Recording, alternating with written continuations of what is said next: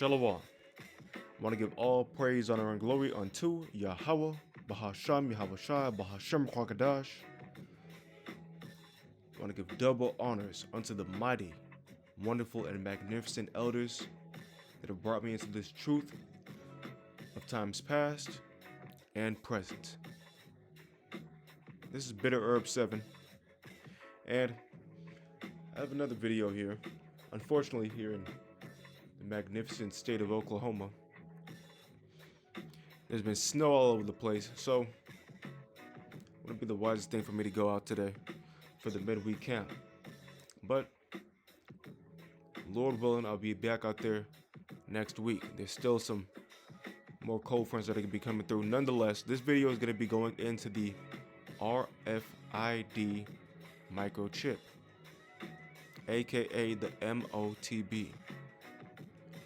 And we're going to go through a few different areas in which this is already being implemented on the earth and a few different ways this can be used on people, okay? And now, of course, you have your opponents of this understanding and this doctrine that the RFID microchip is the MOTB. But of course, those are going to be proven. You're going to have to really ask yourself some really tough questions, okay? These aren't any questions that are new, but of course, these are questions that you're going to have to answer one way or another. Okay? So we're going to start off here.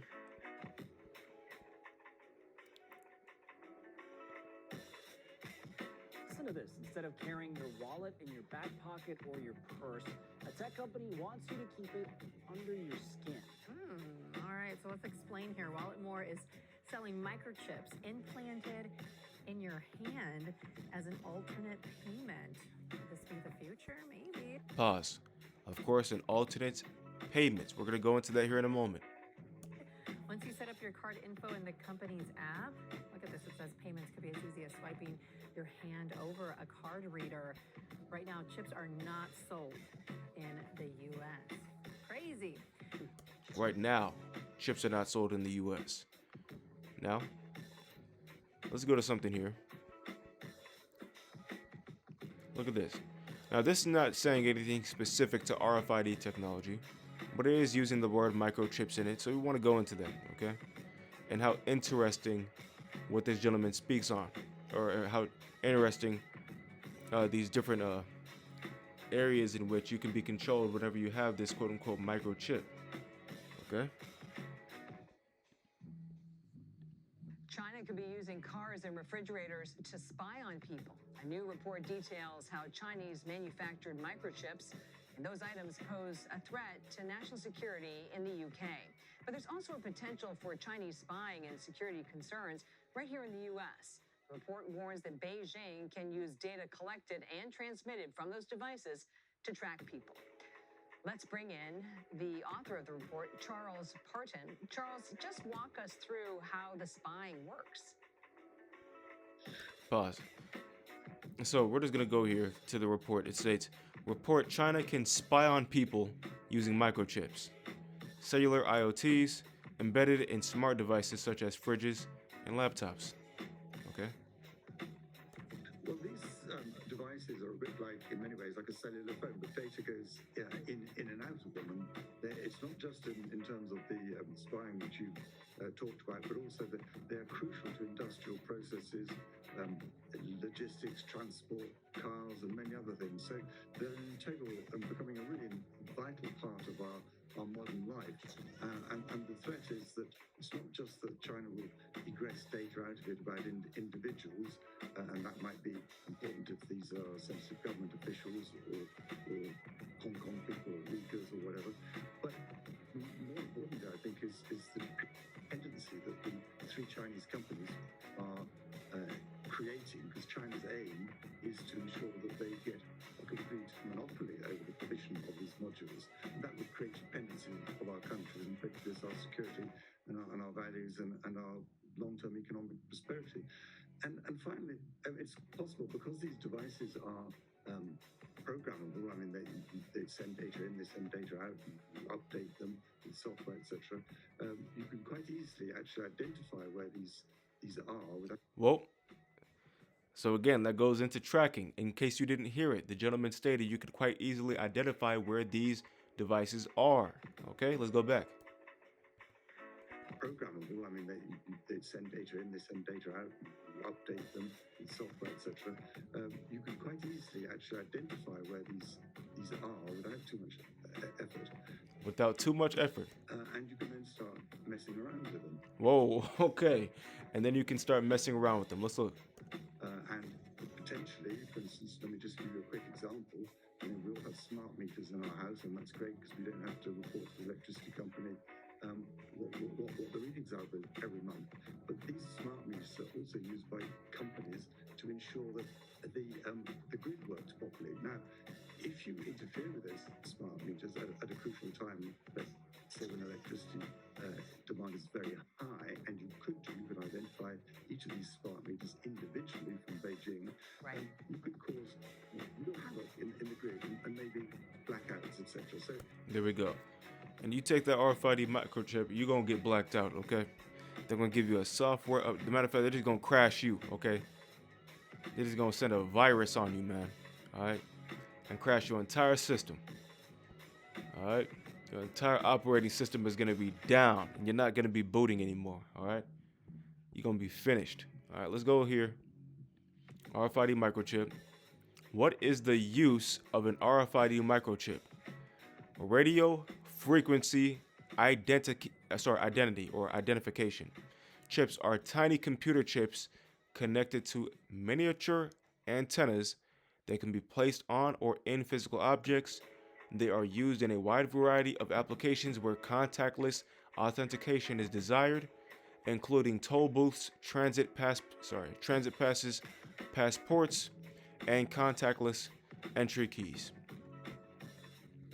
Now, you try your hardest to look up, like you just look up verbatim, can a RFID microchip or can a pet get tracked with the microchip? And it's not going to tell you yes. You have to really word this correctly just to get it to give you an honest answer. So nonetheless here, can you be tracked with an RFID microchip? AI overview. Yes, you can be tracked with an RFID microchip. Radio frequency identification chip. If you wear one, there you go. RFID chips, also known as RFID tags, are microchips that can be used to track people. Track what? People. Track what? People. Inventory and equipment. And ultimately, you're all three of those things, okay? You're a person, your inventory, and your equipment, okay? So that's as far as we're going to go with that. All right. Oh, matter of fact, let's go down here. How RFID chips are used. Look at this. Look at this last one. Oh, matter of fact, let's go through all three. RFID tags can be worn on lanyards, badges, wristbands, or bibs. They can be used to record timestamps, locate people, locate people, and infer interest in a specific area. Inventory management. RFID tags can be used to track inventory, reduce errors, and eliminate losses. Asset tracking. And you are the asset. RFID tags can be used to track assets such as equipment in real time. Yep, such as equipment and people. You see that one?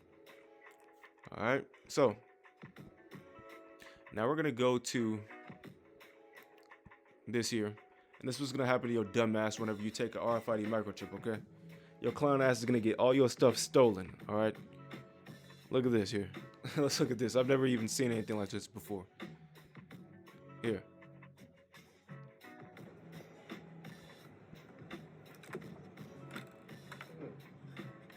What do we have here?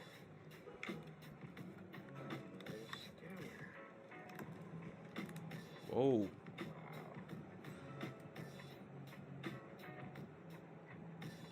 Crazy. Whoever slid their card here, yeah, better check with your account. Skimmers at gas stations. See that one? You got an RFID skimmer. All right. All right. All right. RFID card skimmer. This device steals data from RFID cards, leading to identity theft and fraud. Protect your data by using secure payment options. There you go. Okay. So that could happen to you The same way that your card can get stolen or your card information gets stolen, your RFID technology in your hand that's implanted into your hand can get stolen. All right, so this is not bulletproof, okay? Where is it at? I saw another thing here. There it is, okay.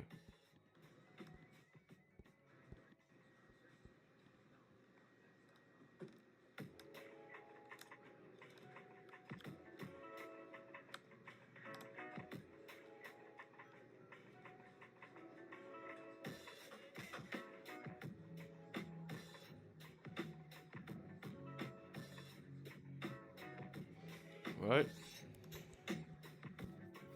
You see that one? All right. So these folks out here trying to take your information, and that's exactly what's going to be happening to you. Nonetheless, let's go into the scriptures now. So this is Revelation chapter 13 and verse number 16. As a matter of fact, let's start at 11 here. This is Revelation 13 and 11. And I beheld another beast coming up out of the earth, and he had 2 horns like a lamb, and he spake as a dragon. He spake as a dragon. Verse 12, and he exerciseth all the power of the first beast before him, and causeth the earth and them which dwell therein to worship the first beast, whose deadly wound was healed. You see that one? So this prior beast, which is essentially the same beast, but in a regenerated, the original beast, but this new beast or this other beast is just a regenerated beast from the prior one, if I'm saying that correctly.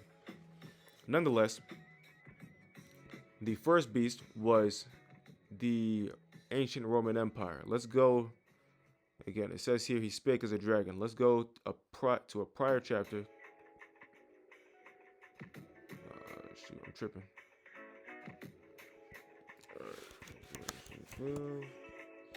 And 1. Look at that. Here we go. Revelation chapter 12 and verse 1. And there appeared a great wonder in heaven, a woman clothed with the sun and the moon under her feet, and upon her head a crown of 12 stars. And she, being with child, cried, travailing in birth, and pained to be delivered. And there appeared another wonder in heaven, and behold, a great red dragon, a great red dragon, having 7 heads and 10 horns, and 7 crowns upon his heads. And his tail drew the third part of the stars of heaven, and did cast them to the earth. And the dragon stood before the woman, the woman which was ready to be delivered, for to devour her child as soon as it was born. Whoa. Verse number 5. And she brought forth a man-child, a man-child, who was to rule all nations with a rod of iron, and her child was caught up to God and to his throne. And who is that child? Yahweh Shah HaMashiach. When did this happen? Let's go to Matthew, the 2nd chapter.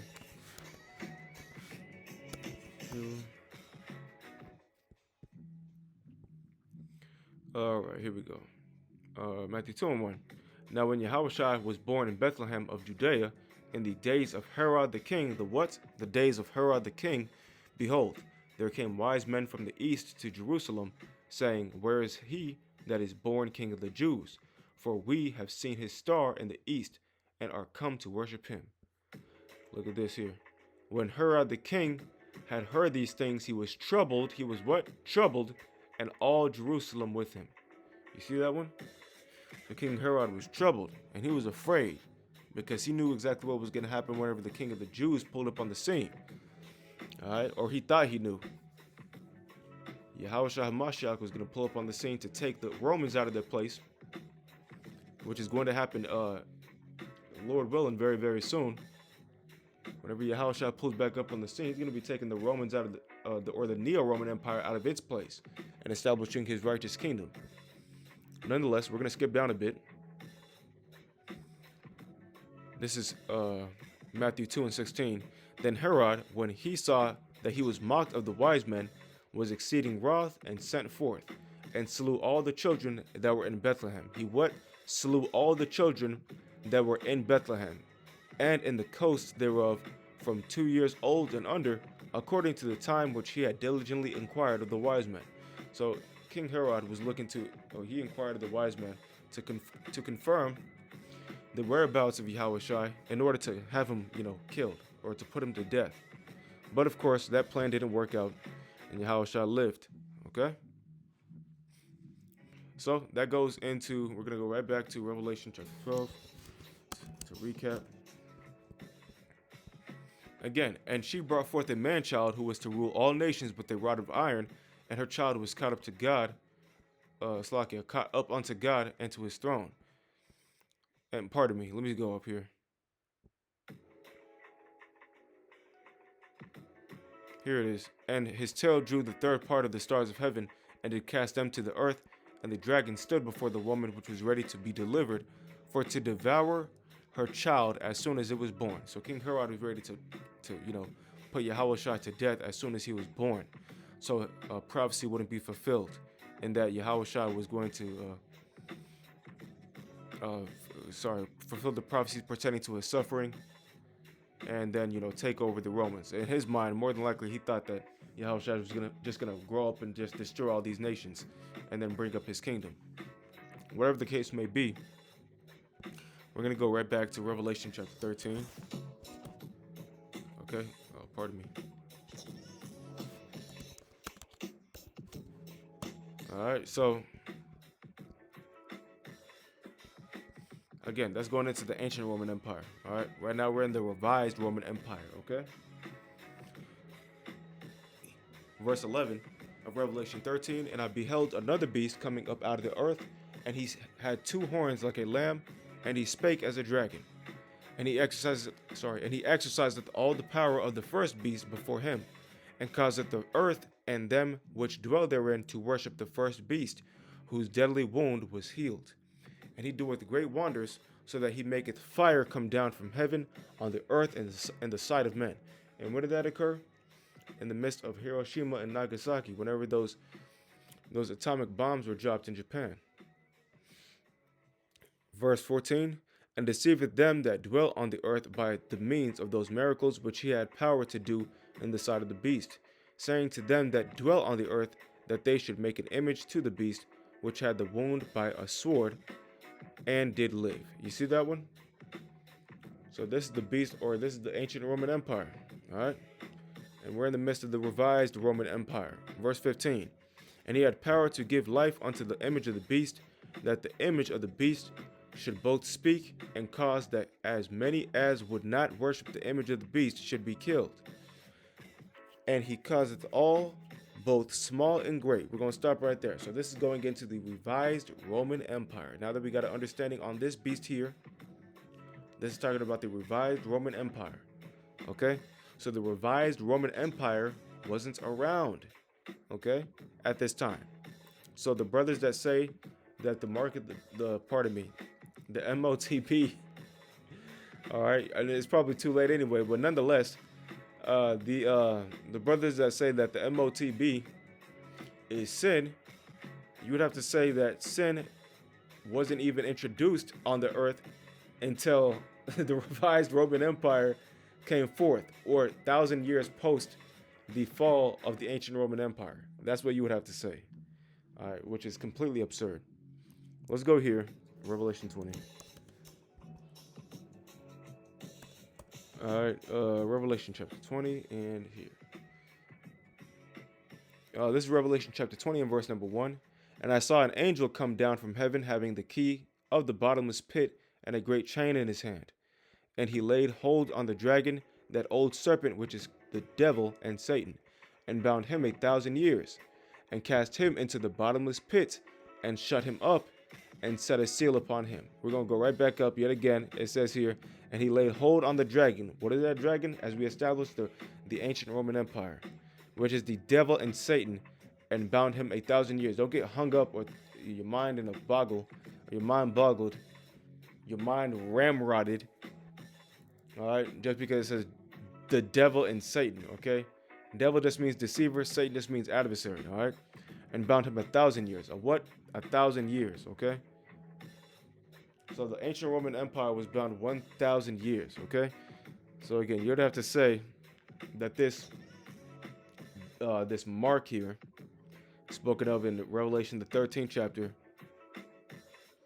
If it's sin, then you would have to say that this didn't even come about, or sin didn't come about until, this this 1,000 years was up. Okay, just complete confusion and nonsense. All right. And cast him into the bottomless pit, and shut him up, and set a seal upon him, that he should deceive the nations no more, till the 1,000 years should be fulfilled. And after that, he must be loosed a little season. A what? A little season. Okay, so let's go back to Revelation 13. Okay. All right. We're going to go right here. Revelation 13 and 15. And he had power to give life unto the image of the beast, that the image of the beast should both speak and cause that as many as would not worship the image of the beast should be killed. And he causeth all, both small and great, what? Small and great, rich and poor, free and bond, to receive a mark in their right hand or in their foreheads. A what? A mark in their right hand or in their foreheads. And that no man might buy or sell. Might what? Buy or sell. So again, the most popular question against the proponents or the opponents of this doctrine, that the MOTB is the RFID microchip, is can you buy or sell with sin? And if you're sinless, can you buy or sell? Okay. That's the question that's posed to you. Okay. All right. Again, and that no man might buy or sell, save he that had the mark, or the name of the beast, or the number of his name. Okay? So, of course, we're going to skip over to Revelation, the 14th chapter. All right? Revelation 14 and 9. Look at this. Revelation 14 and 9. And the third angel followed them, saying with a loud voice, if any man worship the beast and his image, and receive his mark in his forehead or in his hand. Does it say take it and then pull it out and then you're good? No, it says and receive his mark in his forehead or in his hand. It says receive.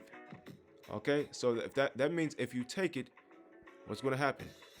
The same shall drink of the wine of the wrath of God, which is poured out without mixture into the cup of his indignation, and he shall be tormented with fire and brimstone in the presence of the holy angels and in the presence of the Lamb. And the smoke of their torment ascendeth up forever and ever, and they have no rest day or night, who worship the beast and his image, and whosoever receiveth the mark of his name. You see that one?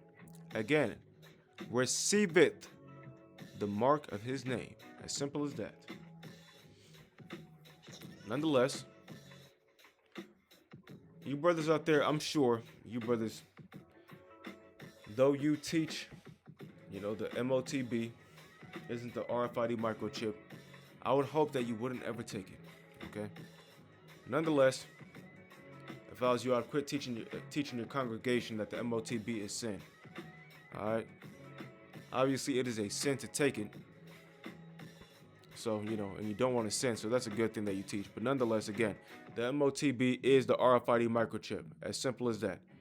As simple and plain as that. So we're going to go here. There it is. Beautiful. Where is it at? Mark. There it is. We're just going to go into the basics here. Let's go into the word. Strong's G 5480. Charagma. All right. Charagma.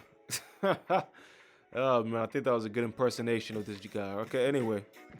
Charagma. All right. That's the Greek word for the word mark. So let's go into it. A stamp, an imprinted mark. Okay? I don't see where you get sin out of that, okay? Of the marks stamped on the forehead or the right hand as the badge of the followers of the Antichrist. Okay, and what's the Antichrist? A person that's against Yahushua. Okay? As simple as that. The mark branded upon horses. Whoa. So, again, you are cattle. As we saw earlier, look at this here. Yes. How RFID chips are used. Let's see here.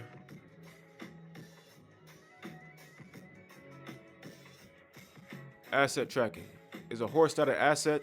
Is cattle not an asset? That's how you make your money. RFID tags can be used to track assets such as equipment in real time. Okay? Let's go back. Alright. Here it is. The mark branded upon horses. Thing carved, sculpture, graven work of idolatrous images. Okay? Salakia, idolatrous images, pardon me. Alright, look at this here. Charagma, from the same as G5482. A scratch or etching, stamp as a badge of servitude, or sculptured figure, statue, graven mark. Okay? So this is something that's graven or engraved upon your person, okay? Whether it be your right hand or your forehead. Okay? And how do you engrave something?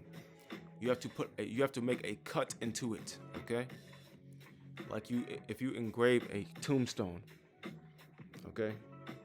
Then you're gonna have to sculpt that engraving or that image or whatever that might be into that stone. All right, it's not that hard to comprehend. Nonetheless, Lord willing, this was edifying. That's pretty much it. But matter of fact, let's go to Isaiah to cap this off here. Isaiah, I believe that's Isaiah the 2nd chapter. Okay.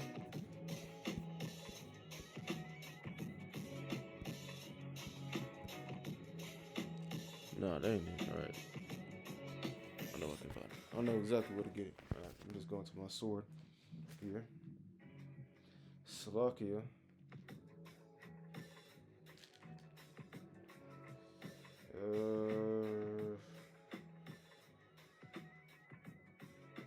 Beautiful. Yep. All right, look at that. This is Isaiah chapter 1 and verse 18. Come now and let us reason together, saith Yahweh. Though your sins be as scarlet, they shall be as white as snow. Though they be red like crimson, they shall be like wool. If ye be willing and obedient, if you be what? Willing and obedient, ye shall eat the good of the land. And that's what we're waiting on. The hopeful elect are being willing, are willing and obedient to be keeping the commandments of the Most High God. Of course, to the best of our ability, keeping the faith in Yahushua, because we do have faith that Yahushua is going to return and restore the kingdom to the nation of Israel, bring forth a righteous kingdom underneath the auspices of the Heavenly Father Yahweh. That's what we're waiting on, man. If you be willing and obedient, ye shall eat the good of the land. But if you refuse, if you refuse and rebel, ye shall be devoured with the sword. Ye shall be what? Devoured with the sword. For the mouth of Yahweh hath spoken it. So all you rebellious people out there, man, you folks that don't want to get down with the commandments of the Most High God, you folks that don't have the faith in Yahushua, you devils that are antichrist, that don't believe that Yahushua is the king of the nation of Israel, you folks out here, man, are just going to get devoured by the sword, man. It's not that hard to get it. Okay, if the Spirit is dwelling with you, of course. Alright.